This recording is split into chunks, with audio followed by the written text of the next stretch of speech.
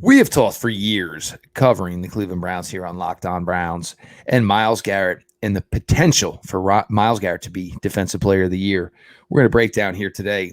This appears maybe it's his best shot. We're going to break it down even deeper. Jeff Lloyd, Pete Smith, your latest Locked On Browns.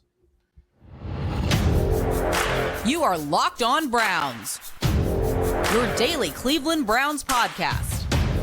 Part of the Locked On Podcast Network. Your team every day.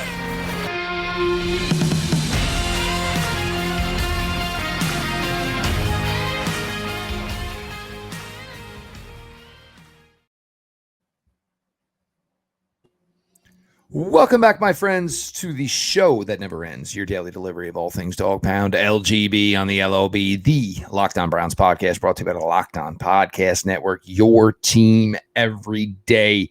To all the everydayers that make Locked On Browns their first listen every single day. Couldn't appreciate you guys more. To all the new traffic coming through, obviously draft season, UDFA, the Big Zedarius Smith deal, stick around for a while. Hit the subscribe button. Notifications on when the show drops on YouTube. You guys are already consume it. Always free, always available wherever you get your audio podcasts. I'm your host, Jeff Lloyd, at Jeff_LJ_Lloyd. Been here since 2017. Been certainly here on the darkest of days, looking to be here on the brightest of days. Joined here, Browns Digest, Sports Illustrated, Pete Smith along here for the ride. What we are going to get to on the docket today. Segment 3, this is always a fun one about this time of year. It always comes out on social media. Bring back one Cleveland Brown from the past to add to this current roster. Pete Smith and I will each give you one guy from each side of the ball. It's fun. Of course, it's early, but there's a couple opponents here, and everybody talks about this brutal stretch the Cleveland Browns have to start the 2022-3 season. The question is, which one is maybe, the barometer game, the measuring stick game?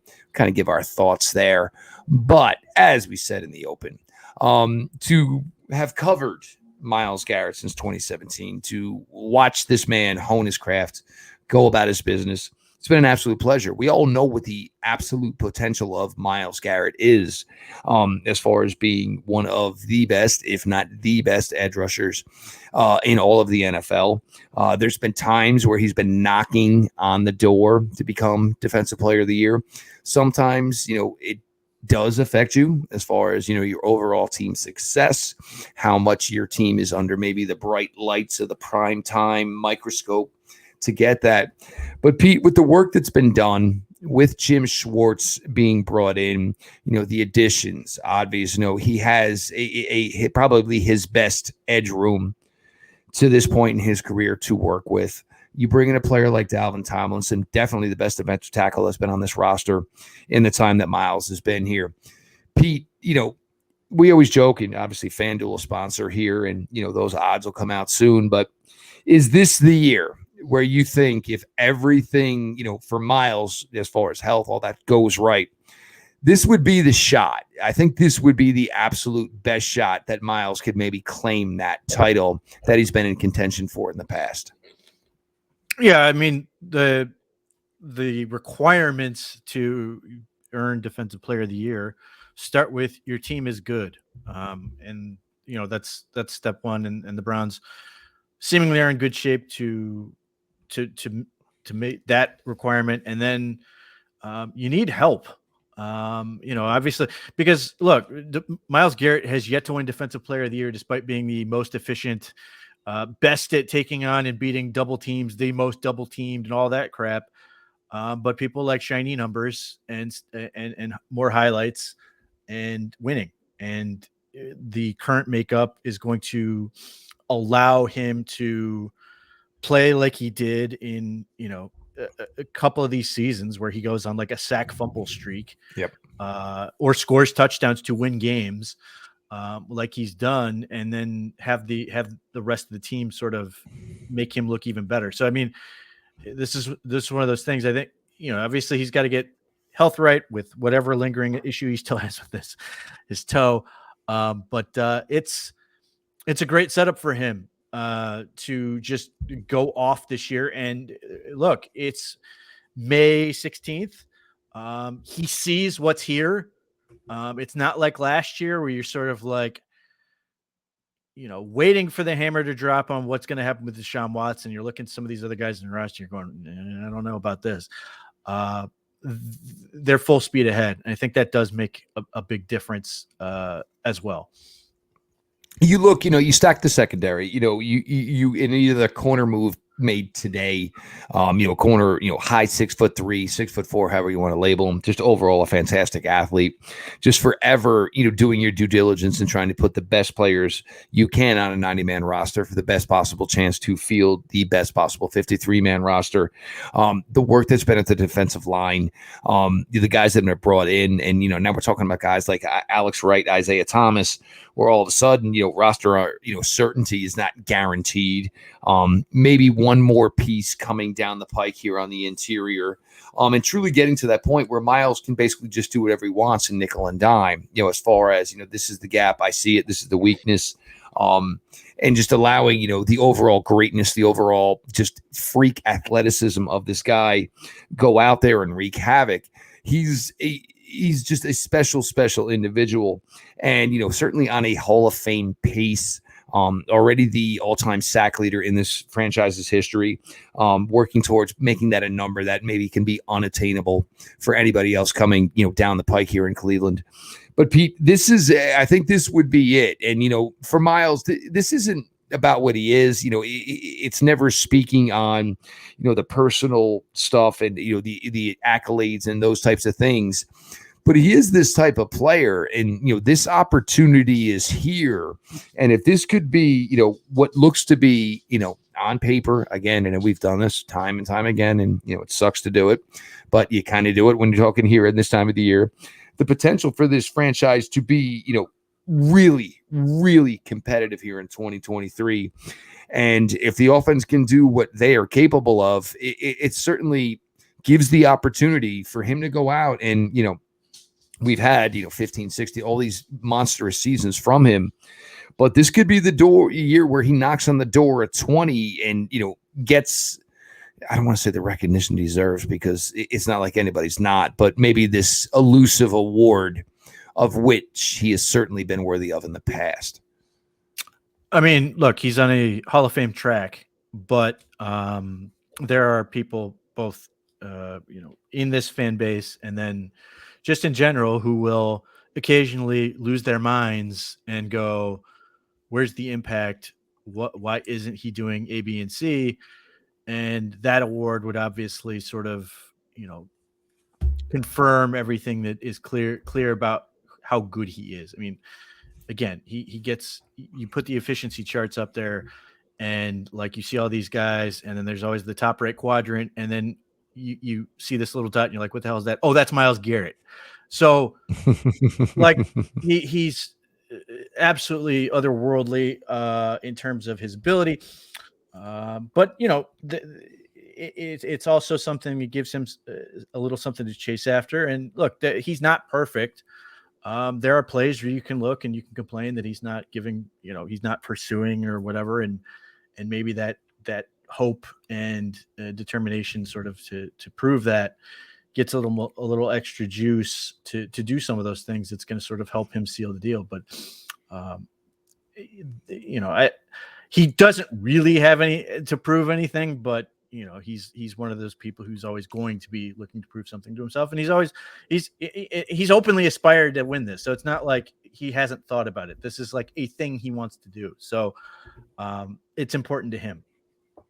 Look, I mean, you can't control overall team success. You can't control going to the playoffs every single year. Certainly as a defensive player, you can't control what goes on the offensive side, which gets your team to a Super Bowl, maybe wins the Super Bowl. But this is one thing maybe he does have some control over now. And now with maybe a cast of cronies that can put him in that spot, this possibly could be the year. So, we're going to go to FanDuel here, but we're going to get to segment 2. We're going to talk a little bit about, of course, here, what maybe is the litmus test game here in this brutal beginning in 2023 for the Cleveland Browns. But bringing up and speaking of FanDuel, Look, make a fast break to FanDuel during the NBA playoffs because right now, new customers can get a no-sweat first bet up to $1,000. That's $1,000 back in bonus bets if your first bet doesn't win. Look, they have promotions every single day. The app is safe, it's simple, secure, easy to use. You get paid instantly. If you're going to sit down and watch these Eastern Conference Finals and Western Conference Finals, same game parlay, pick 2, 3, 4 bets that you think are appealing. You don't have to put a lot of money down, but you got a great chance at turning out a winning bet, and that is what it is always about. If you're like me, go to long shot route. You can put $5-10 down. You got a chance to clear $100. There is no better place to bet all the playoff action than America's #1 sportsbook. Visit FanDuel.com/lockedon and get a no sweat first bet up to $1,000. That's FanDuel.com/lockedon. Jeff Lloyd, Pete Smith, we continue to take you through here your latest Locked On Browns. Appreciate everybody who makes Locked On Browns their first listen every single day on YouTube. Make sure you subscribe, notifications on. Always available, always free, wherever you get your podcasts. Pete, everybody wants to talk about the brutal stretch, and we all agree. Look, this is not a very, very easy way for this season to start for the Cleveland Browns. But you look at this beginning part here, and there's a couple of games within this first it's 5 out of 6, obviously. Browns have by week 5. There are a couple of games here that stand out to me as far as, trying to, caliber where this team is at. A lot of this is going to be on the defensive side of the ball, as a lot of changes are there. A lot of improvement is needed. But which of these games early on in this brutal slate, Pete, do you think maybe is the one where we can walk away from and say, hey, maybe we're learning a little bit of something about this team? Well, if you're forcing me to choose from the early games, it's probably the 49ers. Divisional games are divisional games. They're just, the nature of the beast, they're a little different, that familiarity and everything else. Whereas the 49ers, you're going to have the bye week. They are a team that was in the NFC Championship last year. They have aspirations to go to the Super Bowl this year. They have a very difficult defense. The Browns are one of the best offensive lines in the league, if not the best. That's a game where they're going to have to prove it.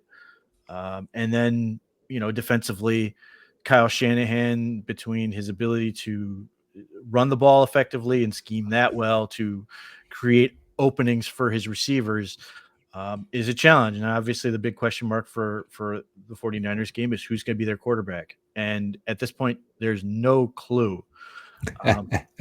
But that game has a big import because the 49ers are a virtual lock to be in the postseason and be one of the stronger teams that makes the postseason. As a result, they have a good shot of being in the Super Bowl. So by virtue of that, they become a big measuring stick. But if you were to ask me about the entire schedule, it's the Jets. It's still the Jets because, and I'll explain why. One, you're going to have the whole season at that point. You're going to have 15 games under your belt. You're going to know who this team is. They're not sneaking up on you. Because you lost the game in the way you did. Everybody in that building, whether they were here on this team last year or not, has that game circled. They desperately want it. Now the Jets have Aaron Rodgers, which only amps that up. It's nationally televised, so there's all that on it. So if you're asking me, what is the game, it's that one. Whether they win or lose, obviously they that's the game. They want to win every game, and they want to win every divisional game, but they're circling one game that they want to go out and win and beat the crap out of them. It's the Jets. Well, I mean, if you want to, label the revenge game, of course, and you have a player like Elijah Moore who, probably wants to go out in a game like that and probably, put up, the numbers that he did in his final year at Ole Miss against Alabama. But for me, you go into the early slate. I do agree with San Francisco, and the reason I kind of go with San Francisco here, and I'll mention one other one as well, is you go to the last 2 years versus the Patriots. 2 years ago, that is where everything fell apart, obviously. But you didn't just lose to the Patriots. They got beat up. They went into somebody else's bar, tried to have some fun, hit on somebody else and just got beat up. physically hurt. Guys were lost for weeks after that game. It caused all the dissension within the ranks. Obviously, that's where we saw maybe the Baker separation, because Coach Stefanski felt it was more important to go meet with Myles Garrett because he had major questions about the defense after they got pounded. And guess what? 1 year later, you played the New England Patriots with their backup quarterback at the time at home, and the same thing happened. You got taken to town, you got taken to task, and you're the 49ers, and whatever their deal is and whatever the situation is, the quarterback position, they bring a defense that can beat you up. They can hurt you. They are just a physically imposing defense. Their linebackers are fantastic. Their corners are sticky. Their defensive line gets after it. San Francisco 49ers, they're a problem. They are. And if it was other teams who didn't have their track record right now, we'd be saying, well, that's great. You got 3 quarterbacks, which means you have none. But I don't think a lot of people really are that concerned who the actual quarterback is for the San Francisco 49ers, because 52 out of 53 on that roster seems to hum and has a lot of juice to it. The other one, it's and for now it's not Cincinnati, and it's not a knock on Joe Burrow, it's not a knock on Jamar Chase, T. Higgins, what they do on the offensive side of the ball. But for right now, I don't think the big worry is the Cincinnati Bengals. Yes, they are the best team in the AFC North. Yes, two titles in a row, 2 years in a row. None of that, no disrespect. But the problem for the Browns has been more the Ravens. And now that Lamar Jackson is, settled in long-term, granted, there's, a lot of big changes coming to the offensive system with Lamar at the helm, trying to maybe make, Lamar less of a threat with his legs to conserve his longevity at the position and, how he translates to this passing game. But Pete, if that passing game does work out and Lamar does find a way to flourish in it, for the Browns, this isn't good, because this is a team you've had your issues with everywhere else. And now, him just becoming more of a guy that can do things in the pocket with his arm certainly would not bode well at all for the Browns. Well, look, I think it's safe to say that Todd Monken wants to utilize the whole field and take advantage of space and force the opponent to cover a whole lot of ground. And if that happens, then the Ravens may be perfectly comfortable, go 6-on-6 on the box and say, we're going to pound it. Because if nothing, look, they may transition out of this eventually, but right now they've got a bunch of big hog mollies that are looking to be physical up front. And they've still got Lamar Jackson who can run, and they've got J.K. Dobbins and Gus Edwards who can run the ball. So if they take everybody out of the box and just say, okay, we're going to run the ball against this, you have to be able to stop it. That's in addition to being able to cover everything that's going on. So just by virtue of the amount of things that the Ravens are potentially going to be able to throw at you, that's a challenge, because before, so often you could load up your box with like 9 guys and the Ravens were going to test your toughness, test your physicality, but they weren't going to do a whole lot spread out stuff. It doesn't mean they couldn't. It's just not who they were. Like Patrick Ricard's usage is going to go down this year, I suspect. Yep. So the Ravens are certainly one of the more fascinating teams to watch this year for that reason. What is this offense really going to look like? Is it all going to work? But yeah, to your point, if Lamar Jackson is good and these receivers are good working in this, it's going to open up so many easy rushing yards for him to just pick up a first down, and he's not going to get hit. And it's just going to be stealing extra yards, stealing a first down, extending drives that yield points. And they're not going to settle for as many field goals. They're going to end up in the end zone far more often. If they do that, they're obviously going to be a challenge. And you could see a replay of Baker Mayfield, Lamar Jackson duel, 40 some odd points each in a Monday night type shootout. One of the better games here in my 7 years. Actually almost 8 seasons now covering this team, but one of the better games over that time. He is Pete Smith, Browns Digest. Of course, make sure you guys are checking that all out, sportsillustrated.com. I am your host, Jeff Lloyd, at Jeff_LJ_Lloyd. We're going to keep it rolling here. We are going to bring back one brownie from the past here that could maybe be the coup de grace, the finishing piece here for this Browns 53-man roster. Appreciate you all for being along for the ride. To all you everydayers, appreciate you for everybody else new coming into Locked On Browns here, be more like the everydayers. Subscribe to the Locked On Browns podcast on YouTube. Notifications on, always available, always free, wherever you get your audio podcasts. Pete, now we get to this, and, this one always comes up about this time of year on social media. I think it was Tom Moore or whatever. And, I know Pete put out his input. We're going to let him take that here. And you try to, find one guy from the past that could have been a part of, where this current roster is. Maybe plug in a hole. Look, Joe Thomas is always easy. And, look, there's been enough, on Jed Willis on Locked On Browns that maybe we won't do that here today. But I think Pete's got a defensive guy in mind here. I've kind of got an offensive guy in mind here. But Pete, let's go down a little bit, a little trip down memory lane here and find a Cleveland Brown that could be the ultimate, basically cement piece here to finish what looks to be the 2023 Cleveland Browns roster. Oh, I can give you an offensive guy too, and you'll never guess who it would be. But defensively, Michael Dean Perry is the easy answer because I've been harping on defensive tackle for the better part of 3 years, and Michael Dean Perry. Weren't there years ago where we were trying to talk ourselves into Jonathan Hankins? That's how bad things were. I think there was. Yeah, it definitely came up. Michael Dean Perry was ahead of his time in terms of like the style he played in. He was built more like Aaron Donald at the start of his career. And obviously guys were a little bit smaller at that point, but still lighter, but just super technically sound, athletic, great hands, fearsome pass rusher, all those things that would fit really, really well in Jim Schwartz's defense. But like the thing with Michael Dean Perry is they played so much football, as he's way back when I did an interview with him. They played so much football, like the million preseason games and like endless training camp. That they were so technically sound in terms of hand use and everything else that he was advanced.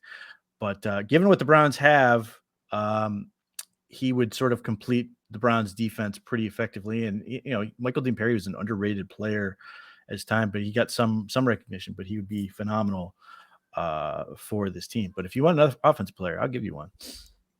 Go ahead and give your offensive player. Let's go. Bobby Mitchell. Oh. Bobby Mitchell, running back with the Browns, and then wide receiver with the then Washington Redskins. He's the perfect offensive player in this day and age. The Browns could use another running back, and he's a fantastic receiver. Went in the Hall of Fame.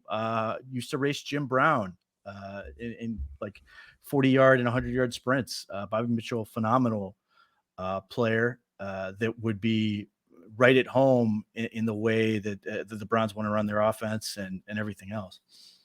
Well, the funny thing here is when you bring up Michael Dean Perry is everybody, obviously his brother was the headliner, the name. Michael Dean Perry was the player. Refrigerator Perry was essentially not. And it is still the most terrible thing that probably ever happened in NFL history that Walter Payton did not score his touchdown, but William the Refrigerator Perry did. Another story about Michael Dean Perry. When I played in college, we had our offensive line coach, obviously not much conversations as a former wide receiver with the offensive line coach, but he was kind of like the disciplinarian of making sure everybody showed up to study hall. Jim Bubendorf, not even lying, the name was legit, Jim Bubendorf.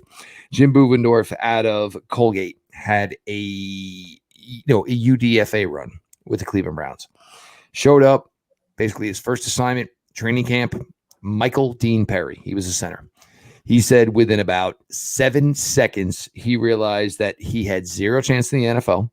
There was no way he was going to stick around because basically Michael Dean Perry, tossed him around like, he was the newspaper that was left at the apron of the driveway. So, but again, now I will go to the other side here. Obviously, Pete brings up Bobby Mitchell. Eric Metcalf. We talk about, what the Browns are lacking and maybe what the Browns are looking, for on the offensive side of the ball to spell Nick Chubb. For me, you want a guy who's a plus receiver. And granted, Eric gravitated towards becoming the receiver that he was, as the years went on, and then going to be a part of a run and shoot offense in Atlanta, which Eric was okay with.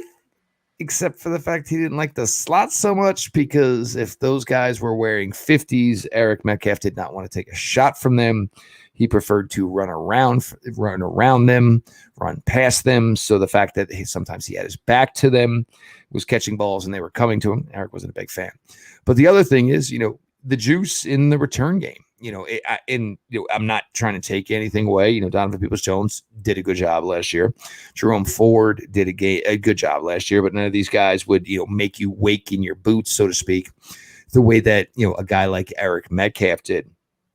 Just an overall talent. Eric Metcalf was so ahead of the NFL in what he could do as a player. Just literally decades before, where you could have a guy you could hand it to, you could throw it to, you could return, he just had that type of impact on the game. And for the Browns to have a weapon like that fictionally, obviously, in this season where, the number would not be called a ton, but the ability to take any and every single play to the house, it would be a joy to have. You're not going to go wrong with a guy like Michael Dean Perry and finishing off that defensive line. And you certainly couldn't go wrong with bringing in a guy, of course, with the ilk of, just the overall general skill. And those days, nobody ever said, oh, he's a skill player on offense. Eric Metcalf may have been one of the first true skill players on offense in NFL history. Yeah, Metcalf's, maybe not quite on Reggie Bush's level, but similar electricity. Sure. Super productive at Texas. Just ran track so he didn't have to get hit by linebackers in spring practice. That's the only reason he ran track in college. He's like, I didn't have to. I had a full ride. I didn't want to get hit on a Monday by some guy wearing 55 who just felt like hitting people. And if you ask him, Eric Metcalf would tell you he would dominate today. Not bashful at all to say that. Hanging that 12-inch stogie out of his mouth, no doubt. Yes, he not a shrinking violet in that regard. So yeah, look, Metcalf was born to play in this era. Unfortunately, he started out about 30 years too late, or 32 years too early to get here, and we'll freely acknowledge that he would be phenomenal. And he's right. Never want to mince words, of course. So we've gotten to some things here today. Look, on paper, we've talked about this, and look, not a lot of overall awards come to the Cleveland Browns. Every now and then, hey, look at a couple of guys went to the Pro Bowls. Hey, look, we had offensive lineman or two, Myles Garrett, all pro. But as far as somebody bringing home some legitimate hardware, the biggest opportunity for the Cleveland Browns in that regard would be Myles Garrett and possibly taking home this Defensive Player of the Year. We've dated it, maybe even been engaged to it in seasons past, but then injury, the COVID, so much has happened. But with everything that's been done, with bringing in Jim Schwartz, and it looks like Jim Schwartz understands that, you're going to make Myles Garrett the onus of this defense. Will he be? And he finally get and secure that Defensive Player of the Year award that we all think and know he is certainly capable of. What games in 2023 seem to stand out as far as, obviously not big games, measuring stick, where you want to see a change from this team significantly from 2022 to 2023. And of course, bringing back a Browns legend here to be the final piece in hopefully what can be a fantastic 2023 season. He is Pete Smith, Browns Digest, SportsIllustrated.com. Pete and his crew over there do a fantastic job, whether it is the written content, whether it's podcasts, audio stuff. They do a fantastic job over there. Make sure you're checking out Pete and his team over there. Make sure you're following at _ Pete Smith _ myself, your host, Jeff Lloyd, at Jeff _ LJ _ Lloyd. The show at Locked On Browns, follow back account. To the everydayers who make Locked On Browns your first listen every single day. Again, could not be more appreciative, could not be more thankful, and encourage all of you to get on the train that the everydayers are. Subscribe to the Locked On Browns podcast here on YouTube. Notifications on. Locked On Browns is always available, always free wherever you get your audio podcast. So make sure you're checking that out. With all that being said, ladies and gentlemen, this has been your daily delivery of all things Dog Pound. LGB on the LOB. Let's go Browns.